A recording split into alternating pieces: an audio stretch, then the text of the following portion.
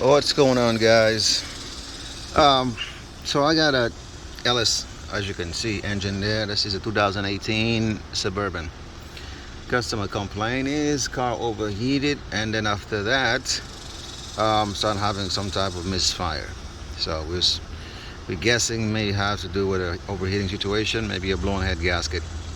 When I scanned it for codes, I had misfire only on this bank right here, um, which is bank 2 basically. So I think this is going to be cylinder 2, 4, 6, and 8. 4 being the most affected one, 4 and 8 actually.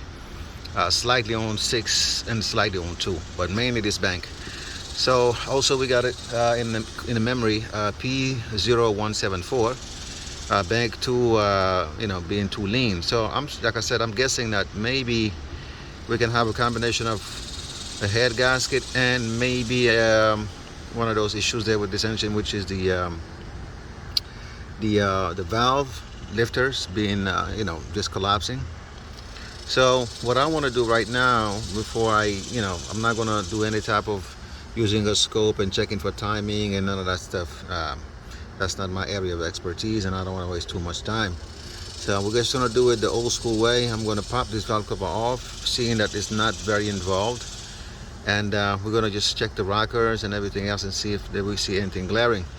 Beyond that, we're going to go and check the compression test, and that'll give us enough to either move forward with doing a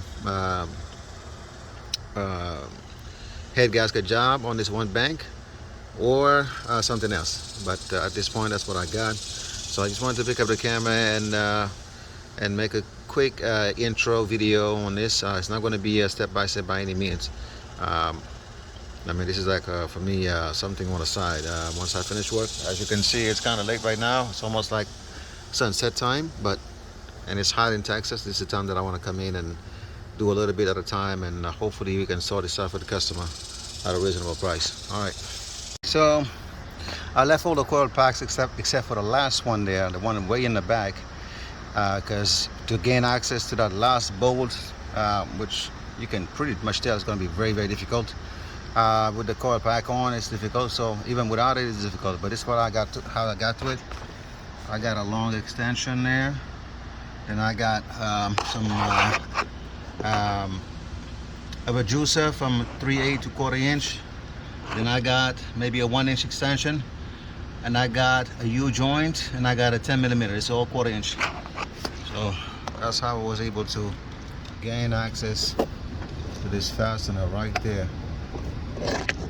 As you can see, that's the combination, and it worked. Man, this camera is awesome. Look at that. Even though my lighting is not the best, but right there is the bolt. So if I go there, it's already all the way out. But I just wanted to show you what I'm using, so maybe it'll help you when you're doing the job. You can use the same thing. Here it is. All right, guys. So that's the last bolt. Let's get it out of there. Oh boy. All right, let me get my other hand on it. I'll be right back. All right, so valve cover, just use that hammer, and I used that at the tip of this right here. I just basically did that with it. Anyway, so here we go. Let's take this off and see if we have anything out of the ordinary. All right, okay. I got some play, but that's maybe normal. I don't see anything with number 4.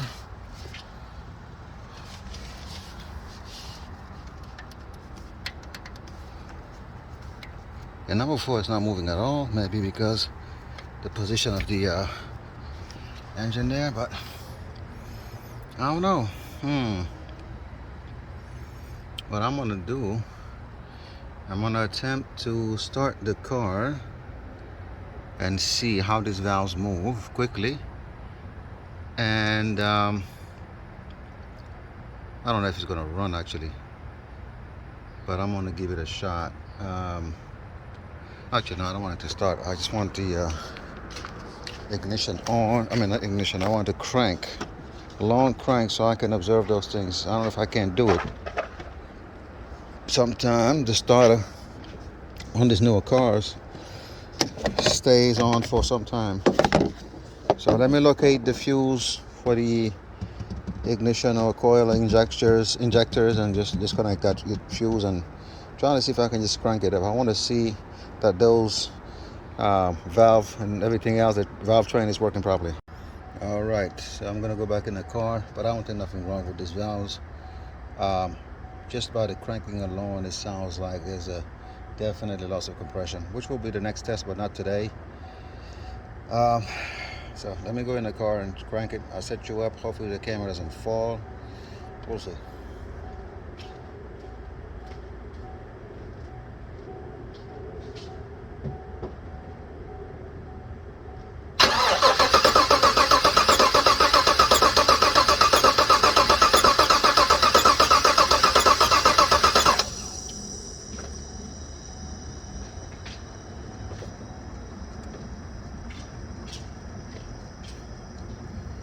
Okay, doke. Let me check the recording. We'll be right back.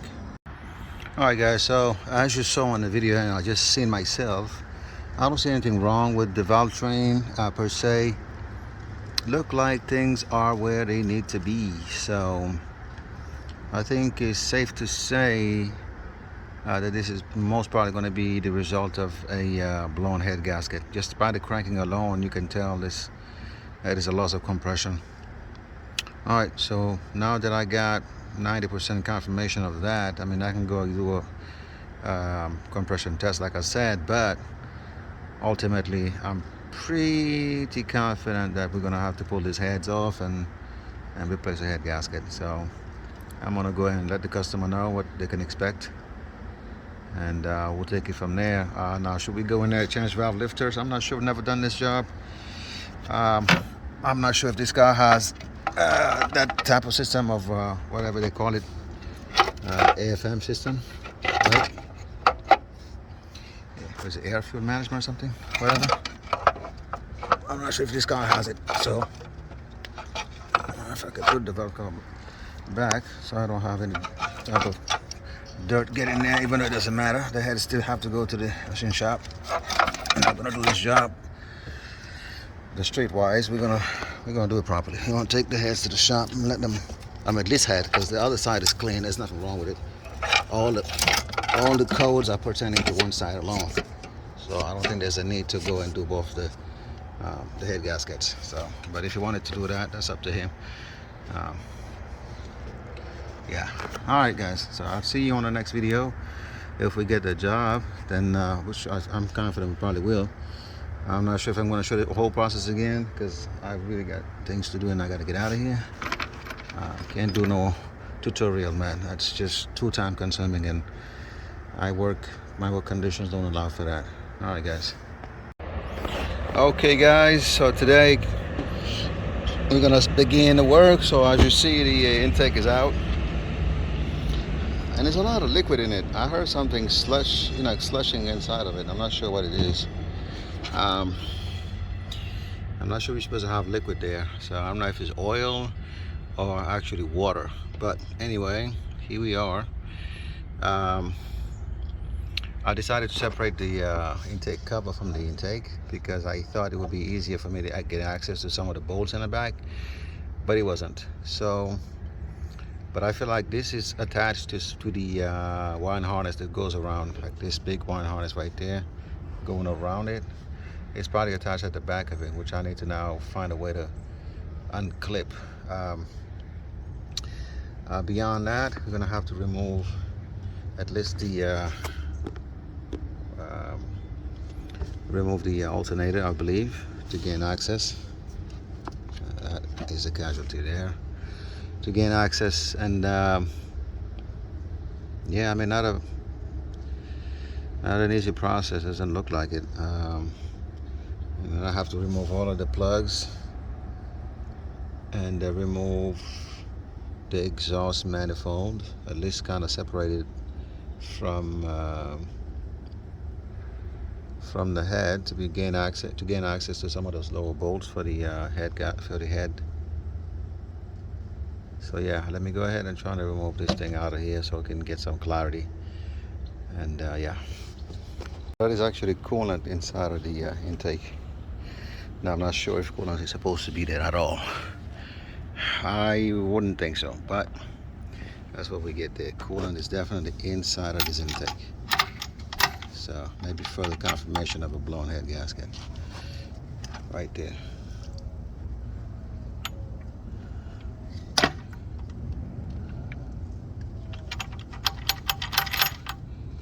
Yeah. Right.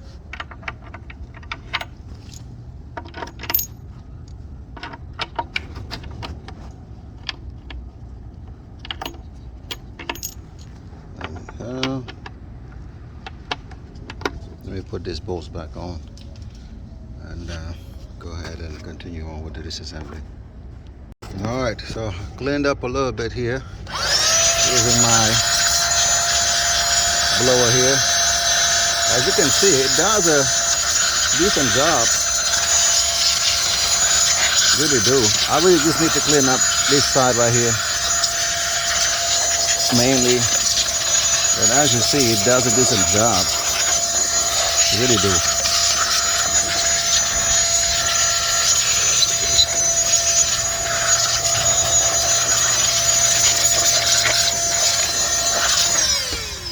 Cool beans. Yeah, maybe the water's gonna come from here. Maybe that's what I'm thinking, because there's water underneath this this valley. So maybe yes, it was right. That water came from here. Maybe it is a system designed to cool the intake because it's made out of plastic. Who knows? I think Ford has the same design, right? And they will always fail and get into mixing oil and stuff. Anyway, next step, what do I want to do? I want to release all of these lines. They say you have to replace them, but hey, you know, unless I really need to, I think I'm going to just keep those lines together. I'm going to reuse these lines. All the high pressure lines, manufacturer always say you have to replace. I'm not sure why, but we'll see. We can just give it we're not going to start the car. We'll give it turn on and see if we have any leaks before we put the intake back. And if we don't have any leaks, I don't see no reason why I should go and try to replace those. All right, let me go ahead and do this. Remove the alternator. Not sure if I have to remove the alternator bracket, but at least I will have to remove the alternator for sure, and then take it from there, I guess. All right, guys. There you go. Plug number 4 came out full of water. I know the camera is doing its justice, but it's like wet, water wet, not like fuel or anything like that. Right there on my hand, you can see on my finger, my pinky finger, it's all water. So yeah, I think our assumption was spot on. I didn't even need to do the compression test, just the way it sounded, it cranked. The codes we were having, and also what happened, the car was overheating. So, and oh yeah, I don't know if I shared the reason why it overheated. These two lines, believe it or not, they had the original clamp on them. And after they replaced this, because this car was in an accident, after they replaced this overflow bottle, some cheap Dorman crap. You know, I don't down Dorman like other mechanics, but this is a cheap crap. I'm gonna tell you why. I'm trying to remove this cap right here. It's separated from basically in half. Like, anyway. So I had to put some clamps here. This is when I was pressure testing it. When I was pressure testing it, this was leaking. So the clamp wasn't exactly in the same witness marks that were left before. So whoever did that, maybe they figure, oh man, this is just a small one of these small lines. It's not consequential. Well, the coolant actually leaked out from here all the way. I mean, it took time. It took time because the guy drove the car. He told me for about 1,000 miles. And then he decided to rent it out, and that was it. So, you know, that was enough time to run low enough to overheat this car. And unfortunately, now we're doing a head gasket. I just wanted to show you that. So I had to remove the exhaust manifold on the side because it doesn't give you enough to, you know, push it to the side to gain access to this, those bolts right there for the head. So I had to do that. Now I'm just gonna take out all the spark plugs, and I think I'm gonna be done for now, because I want to go get a box so I can put everything in the box, the rocker arms and the push rods. I want to put them where they belong. Some people don't care when they replace them, but I've heard that you want to put them exactly where they used to be. I'm not sure what I'm not challenging that, so I'm gonna go ahead and follow the procedure, and I'll probably get back here later on today or maybe tomorrow, because I already told the customer this car will probably be here for about a week or two for me to do everything I need to do and test it out properly, because you don't want to just do a major job and just give it to the customer right away. That's a recipe for disaster most of the time. Drive it enough to make sure everything is a-okay, like enough, and then give it to the customer. It makes for better relations. All right, guys.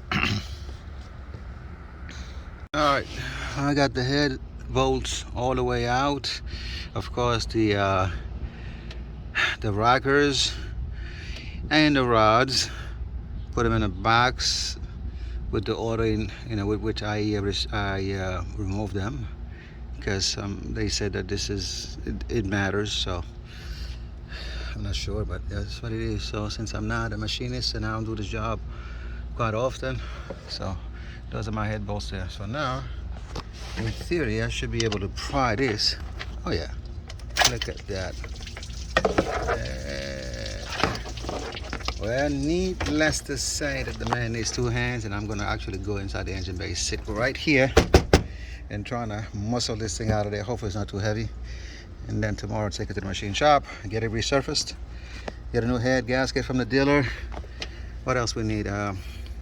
Intake gasket, head gasket, maybe get some injector seals, even though I don't think there's nothing wrong with them. I might reuse them, put some silicone on them, let them kind of replenish, wash the tips with some brake cleaner, and that's about it, man. All right, so I guess let me take it off and show you a shot of what's going on there, maybe to see where it actually failed from, and after that we'll come back once we get the head from the machine shop. So we still got a ground strap right here in the back, but if you have it like this, pull to the side. Let me zoom out. Yeah, well, you just take the head from here and just kind of swing it, and you can have easy access. You can do whatever you want because it's all loose anyway. But I'm interested in, look at it. Wow. So the main the two cylinder I was misfiring the most is that one right there, number 4, and number 4, number 8. Let me remove the head gasket and see what exactly happened here. MLS gasket. All right, let's see what happens. I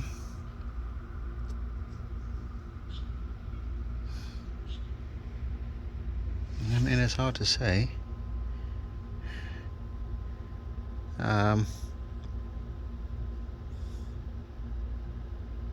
Really hard to say.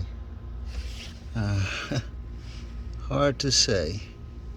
I guess I should remove these things, but I didn't have an issue with the rockers at all, so I'm not going to worry too much about the rockers at this point. But I'm going to turn the engine over to kind of get some of the water out, and obviously I will clean out the cylinder bores. Some of the dirt fell in the cylinder number 8. But really, number 4 cylinder, I'm trying to figure out really what's going. Okay, I see it. I don't know if I could show it, but I think right here, if you look at it, I think this is a trace of exhaust. This is a burn mark from exhaust. It's different from the gray whatever silicone RTV they have around it. This is different. When you see right there, this looks like a mark of an exhaust leak or something. It doesn't look like the rest of them. Same thing here. It's not the same as the rest of it. Um, Other than that, I don't see anything glaring, honestly. But those marks are there, definitely. You can see the burn marks right here. Um, yeah, let me see the opposite side of it. Do we have anything on this side? Same thing here. Definitely some burn marks right there. And that's definitely no cylinder 4. So right there you got some burn marks. So which means to me like, hey, maybe that's true. That's all I can surmise at this point. Maybe somebody's seen, because sometimes when you're looking at it too closely, you really can't. Somebody else may already see it, like, hey man, you missed it, it's right there. But I don't see nothing like, you know, that's the only failure that looks to me like could have failed from there. But anyway, those are the two cylinders which had the most water in them. I mean, literally the spark plugs were soaked with water when I took them out. So yeah, that's about it. So I guess yep, we're gonna go and take this to the machine shop. Hopefully nothing wrong with the head itself in terms of being cracked internally. Ideally I want to make them pressure test it and check it, wash it, you know, resurface if needed. Probably is needed because it's probably is warped. What I'm hoping for is that it's not warped, because really I don't have anything to fix that. I will get a new gasket and some new bolts so I can torque it really what it's supposed to be, and hopefully the new gasket will overcome any slight you know, gaps in you know, in the surface, meaning the flatness of the surface or something like that, if it makes sense. All right guys, enough of this chatter. All right guys, so I just finished cleaning out the black surface there, ready for the head. Let's get back to the video. So like I said, you see how clean it is right now. You can feel it smooth.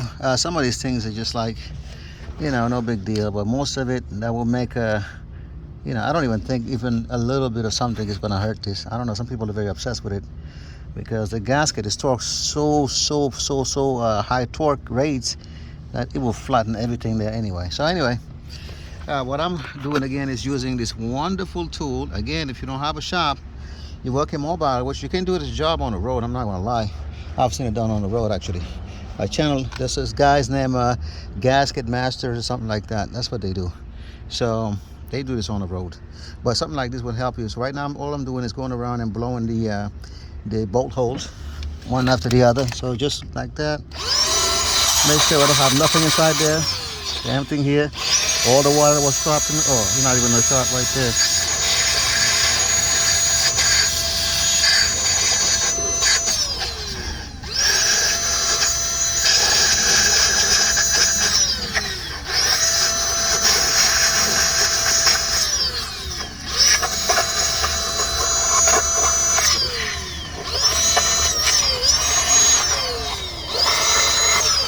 That's about it.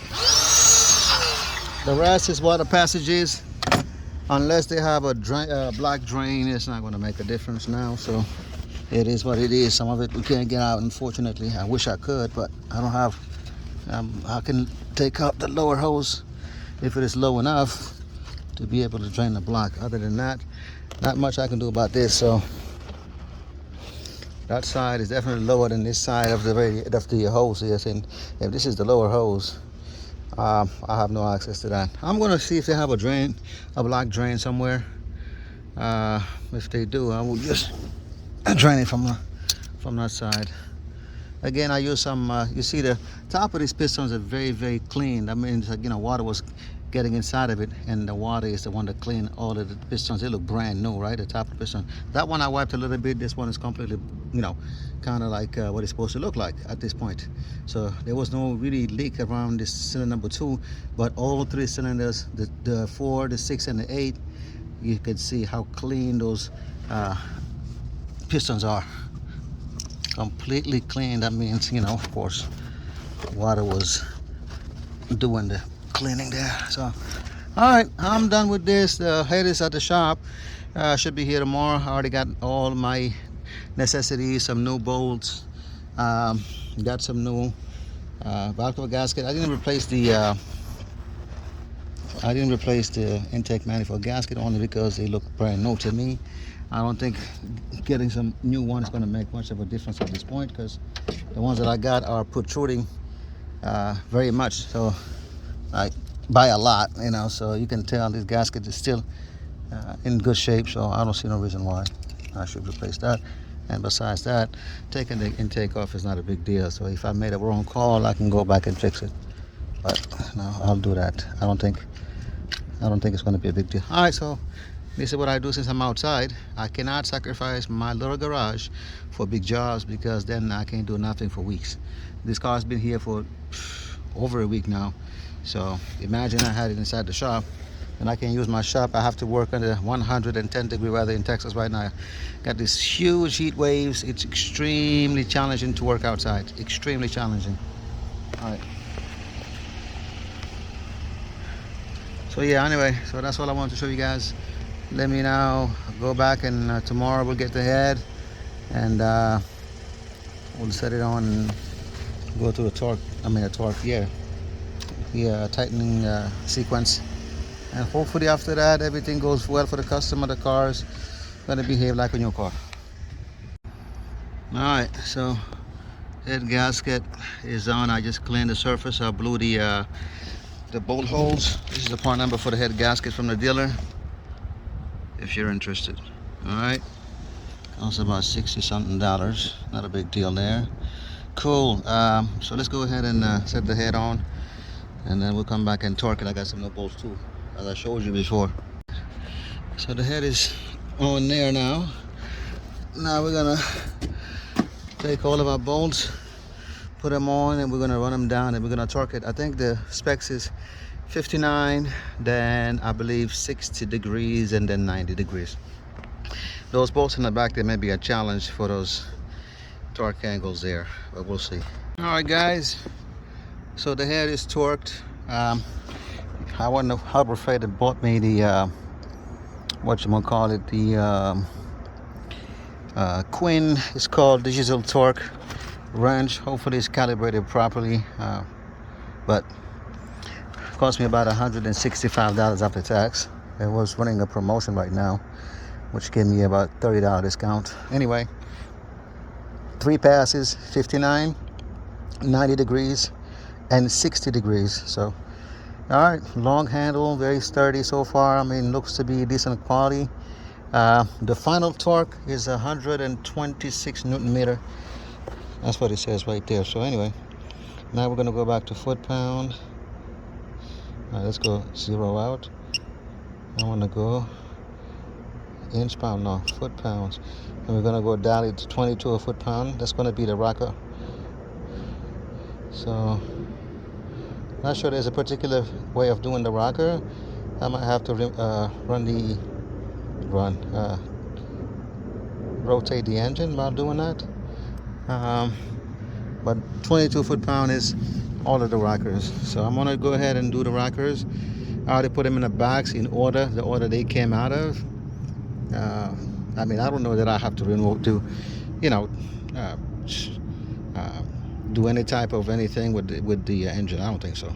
I'm just gonna set them on just like they came out, and take it from there, because all of these valve springs about the same height. So I'm not sure why turning the engine would make a difference right now. Could be wrong. Anyway, be back. All right, this is a cool trick if you trying to push your alternator back, especially on some of these alternator brackets where they have the dowel pins, because they can get really stuck on there. So what I've done here, I've used a socket that is big enough to go around the dowel on the outside here, right, just like we did there. Then a washer, then a long bolt enough to clear the both sides. I mean, this is a little bit longer than I would wish, but it doesn't matter. It still doesn't touch this side, so that's fine.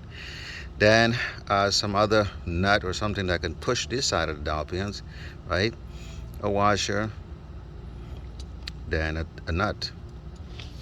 And as you trade it, it's gonna just make it, it's gonna move it towards the cup basically, or the socket, this socket right here. So just just like you would do with any other pulley removal tool or installer tool. That's about the same principle there, you know. So this seems to be working. It's definitely moving this thing. So I'm going to do the same thing on this side, and we're going to put the alternator back. All right, guys. Okay, so if you can see with the witness marks there, it has moved. Right there. Okay. Cool. So at this point, it should be hopefully very easy to put this alternator back on. Let's try it up one hand.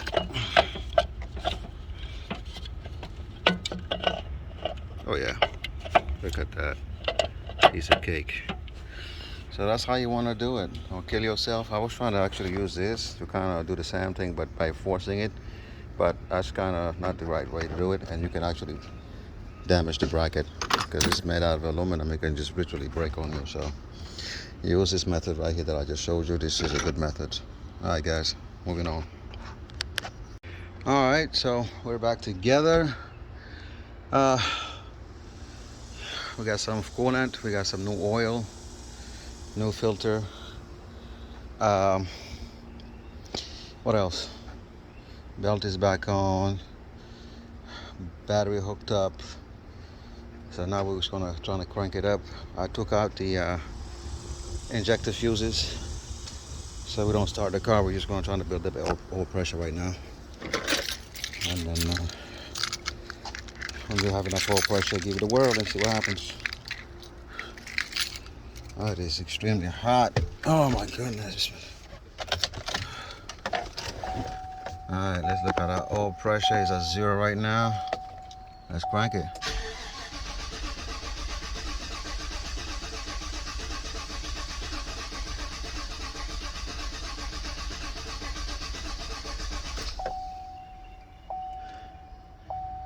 Alright, let's see.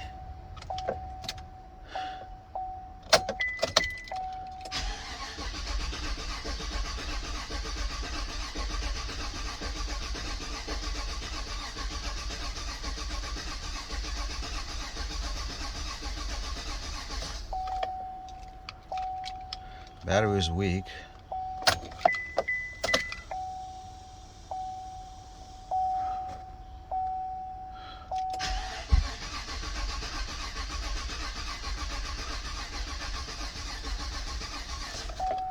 Alright, I'm just going to start it up.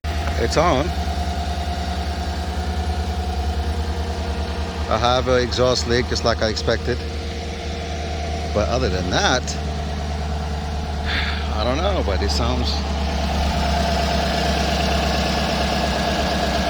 I don't know.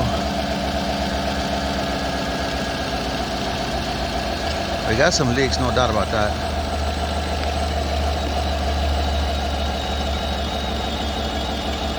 Oh, wow. Uh-oh.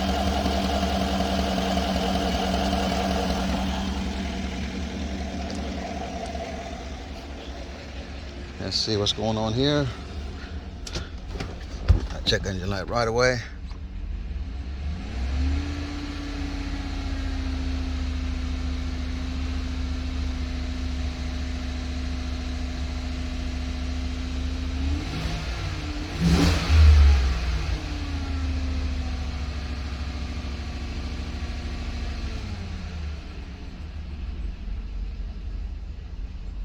I know we got a huge intake leaked because the intake was melted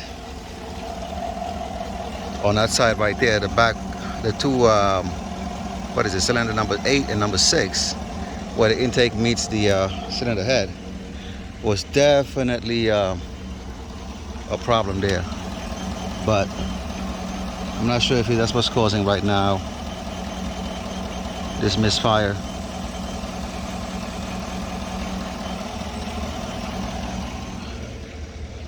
Alright, let me at least maybe trying to move the car a little bit out of the sun and see what we can find out from here, just to kind of put the scanner on it and see what we got. galaxies is the universe is expanding, and the light from those early objects is being stretched out by that expansion. So even though if you were standing next to the galaxy, which is also what I'm not doing, it would be visible because of the expansion wavelengths. The light that reaches Earth is largely the way close physical contact.